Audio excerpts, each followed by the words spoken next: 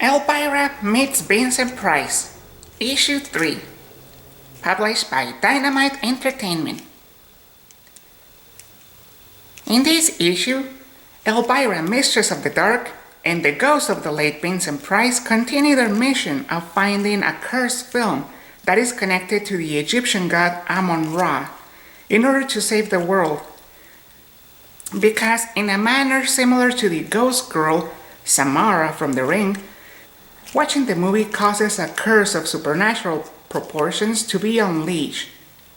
In this case, Amon-Ra's servant Amonet is counting on the real spells recited in the film to be replayed so that they can jinx millions of people worldwide and thus enslave them and allow Amon-Ra to take over. Yikes!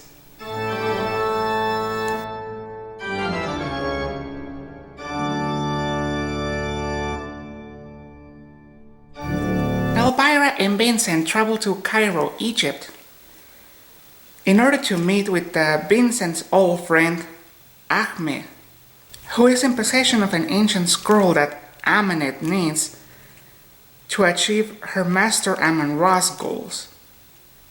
The ensuing skirmish leads to a hand-to-hand fight between Amonet, Elvira, and Vincent that sadly doesn't end well. I must say, the ghost of Vincent Price steals the show. He's so zany, and his ghost powers are really cool. Check it out, he can shapeshift.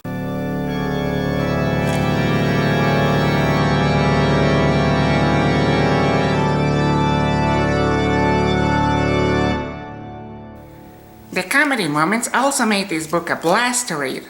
It is what you would expect from Elvira, breaking the fourth wall, with even background extras complaining to us, the readers, about their limited roles.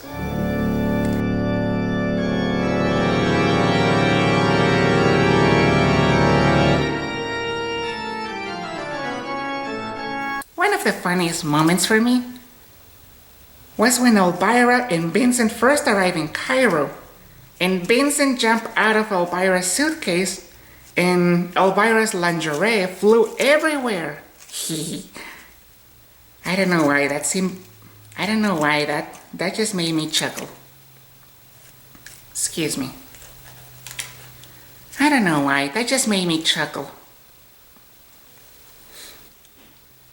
I guess it reminded me of Master Roshi from Dragon Ball and other characters like that.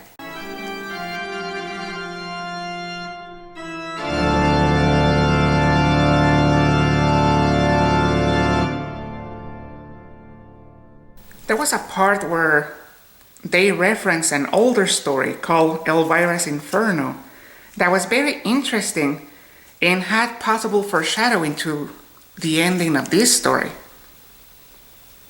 What caught my attention in that part were Elvira's lines about how the souls in Inferno are convinced that they belong there, and how the doors of hell are locked from the inside. Fascinating.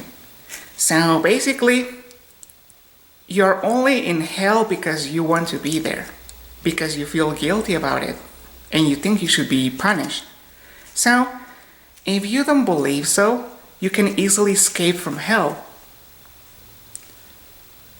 That was fascinating, and it got me thinking a lot about how we are prisoners of our own personal hells, and how we are capable of almost anything once we put our minds to it and we're free from fear, doubt, and guilt. I'm guessing fear, doubt, and guilt are three things that must be safeguards to keep us in check. Otherwise, we would all be powerful supervillains or something. Overall, this was a fun book, and I enjoyed it. I keep getting vibes of the 1980s Elvira, Mistress of the Dark movie because of all the extended lore. Elvira is a fun character, and Vincent Price is very charming. I also like how in this issue, all of the plot threads came together, and now we're at a point where we're left on an exciting cliffhanger. So I'm looking forward to issue 4 and seeing how Elvira and Vincent Price managed to defeat Amenet. And, what's going to happen.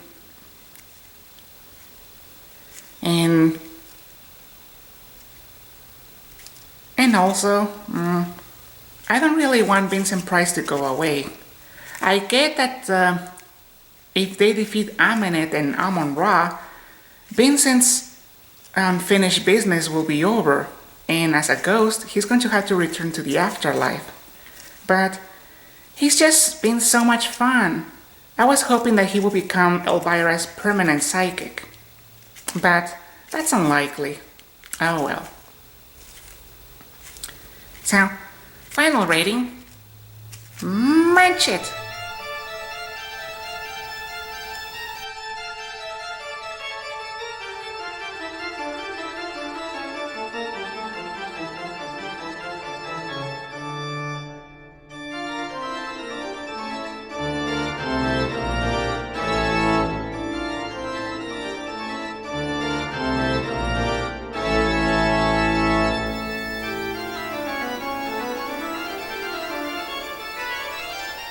Thank you for watching.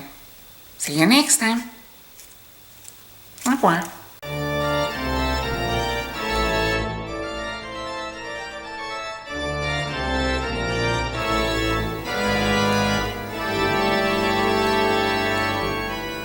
Elvira Meets Vincent Price, Issue 3, published by Dynamite Entertainment.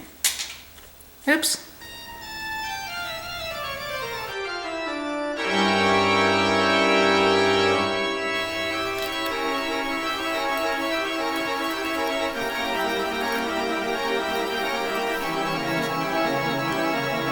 Night, night.